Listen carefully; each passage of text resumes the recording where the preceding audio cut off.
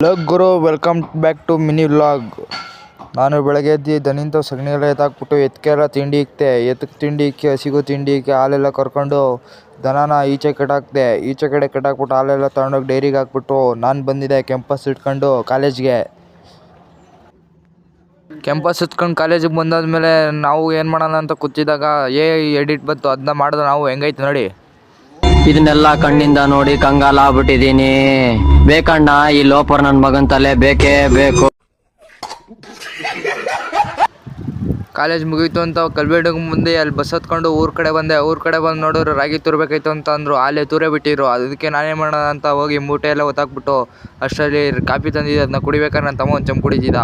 ಅದನ್ನೆಲ್ಲ ನೋಡ್ಕೊಂಡು ದನ ಒಳಿ ಕಡೆ ಹಾಕ್ತೆ. ಟೈಮ್ ಆಗಿತ್ತು ಅಂತ ತಿಂಡಿ ಇಕ್ಬಿಟ್ಟು ಹಾಲೆಲ್ಲ ಕರ್ಕೊಂಡು ಡೈರಿಗೆ ಬಂದು ಹಾಲು ಹಾಕ್ದೆ.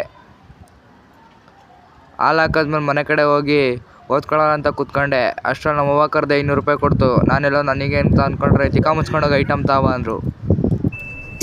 ಇದು ಆಕ್ಚುಲಿ ಚೆನ್ನಾಗಿ.